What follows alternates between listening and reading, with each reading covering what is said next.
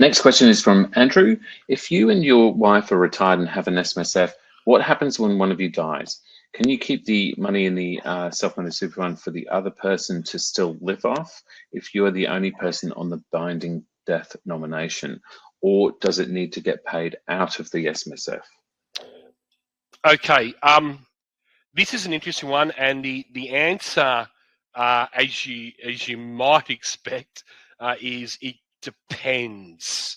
But don't worry, we're going to work through these issues and what's relevant for you.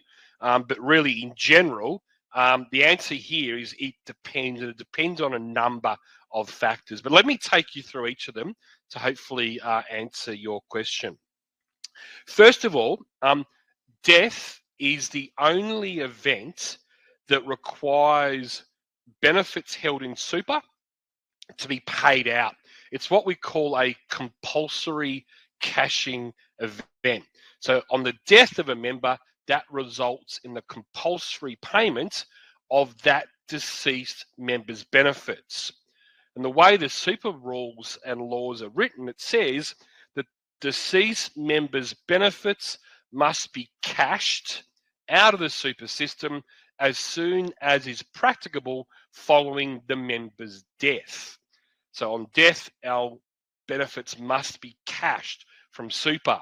But then we need to dig further, because cashing, the ways to meet the term cashing could include the payment of the deceased benefits by way of a pension, that would be cashing, a lump sum, again, that would be cashing, or a combination of both pensions and lump sums. So cashing all benefits on death have to be cashed out of super. That could be met by either starting a pension with the deceased member's benefits, called a death benefit pension, or paying them out as a lump sum, as a death benefit lump sum. And it's really a combination could be used as well. That's the background. That's how it works. And the important part of that is that no amount of the deceased member's benefits can remain inside super in the accumulation phase. So if I was to pass away today, my wife can't just take my member benefit and keep it in accumulation phase. That wouldn't meet the requirements to cash benefits. But my wife could, for instance, if she was in pension phase, she could stop her pension and then take my money out as a death benefit pension. She would just be restricted by that, what we call that transfer balance cap, that $1.9 million limit, which is imposed on balances held in retirement phase. I'll take you through that in more detail.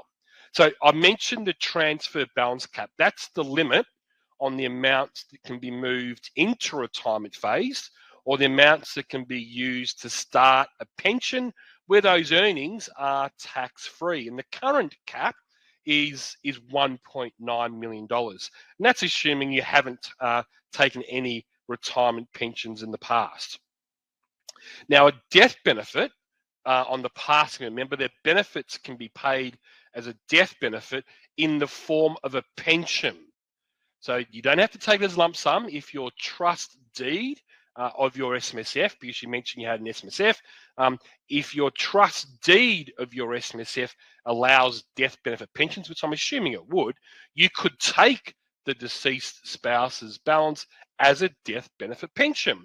So long as a deed allows it, the death benefit paperwork allows it. You referred to that in your question. You referred to the binding death nomination. So you're nominating who's going to take the pension, the benefits, and that the death benefit amount is within that total, that transfer balance cap limit. It's within that 1.9 million.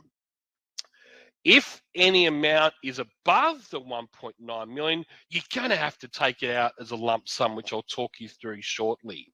So if the death benefit recipient, so I die today, if my wife has used up all of her own 1.9 million cap, then they can't take any more death benefits as a pension because she's used up a cap.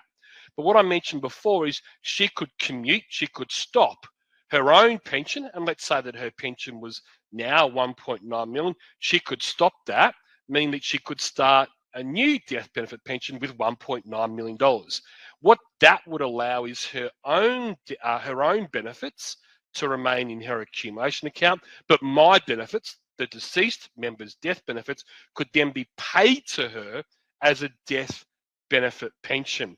And what that does is it allows, as you are looking for, that money, all of the money, to remain within the super fund without having to cash it out.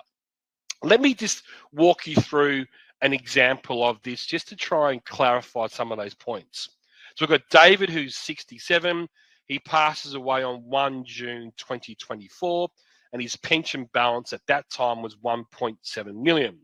He has a wife who started her own pension on 1 July 2021, and she started a pension using her own 100% of her transfer balance cap, being 1.7 million at that time. And so she's got no remaining transfer balance cap space. She can't start any more retirement pension. She's used it all up. But she wants to keep as much of her husband's death benefit inside their super fund. Because she's used up 100% of her cap, she can't commence any further retirement phase pensions. And remember, no amount of the deceased's benefit can remain in her accumulation account. So what she would need to do is stop her own pension, the 1.7 million, by rolling that back to her accumulation account. This then means she can now start it frees up $1.7 million in her own transfer balance account, meaning that she can now commence a new retirement phase income stream of $1.7 million.